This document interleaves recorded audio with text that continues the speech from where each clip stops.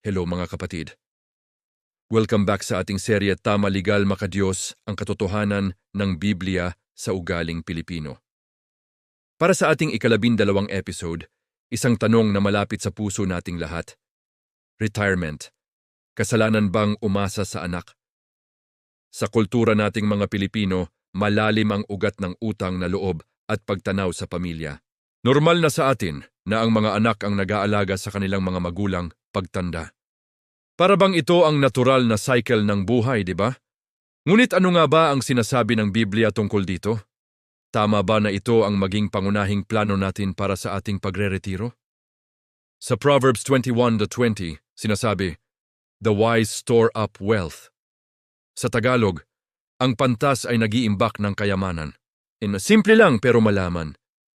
Hinihikayat tayo ng Biblia na maging matalino sa paghahanda para sa hinaharap.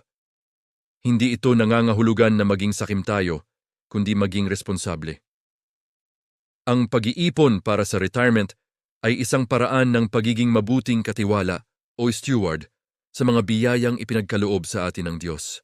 Isipin natin, kung hindi tayo maghahanda, ano ang magiging epekto nito sa ating mga anak? Marami sa kanila ay nagsisimula palang bumuo ng sarili nilang pamilya. May sarili na rin silang mga pangarap at mga responsibilidad. Kung iaasa natin sa kanila ang lahat, hindi ba't parang nagiging pabigat tayo sa halip na pagpapala? Ang pagmamahal sa anak ay hindi lang sa pagpapalaki sa kanila, kundi pati na rin sa pagbibigay sa kanila ng kalayaan na tuparin ang kanilang sariling mga pangarap ng walang mabigat na pasanin. Pero linawin natin, hindi masama ang pagtulong ng anak sa magulang. Sa katunayan, ito ay isang karangalan at isang utos na igalang ang iyong ama at ina. Ang punto dito ay ang intensyon at ang pagpaplano. Iba ang tulong na kusang loob na ibinibigay dahil sa pagmamahal, kaysa sa tulong na parang obligasyon dahil sa kawalan ng paghahanda ng magulang. Ang paghahanda para sa retirement ay isang akto ng pagmamahal. Pagmamahal sa sarili dahil binibigyan mo ang iyong sarili ng dignidad at kapayapaan sa iyong pagtanda.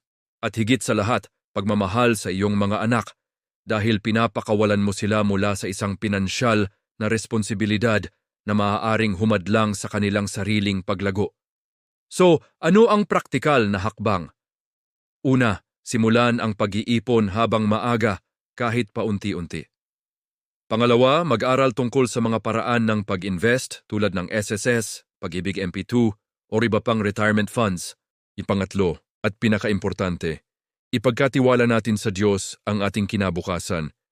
Habang ginagawa natin ang ating bahagi, manalangin tayo para sa karunungan sa paghawak ng ating pera. Sa huli, ang tunay na kayamanan ay hindi lang pera. Ito ay ang pagkakaroon ng pamilyang nagmamahalan, nagtutulungan at nagbibigayan, hindi dahil sa obligasyon, kundi dahil sa purong pag-ibig at biyaya ng Diyos. Ang paghahanda sa ating retirement ay pagpapakita na tayo ay matatalinong katiwala, na nagtitiwala sa kanyang plano. Sana ay may napulot kayo sa ating talakayan ngayon. Ano ang pananaw ninyo dito? Mag-iwan lang ng komento sa ibaba. Huwag kalimutang mag-like, share at mag-subscribe para sa susunod nating episode. Hanggang sa muli, pagpalain tayong lahat ng Diyos,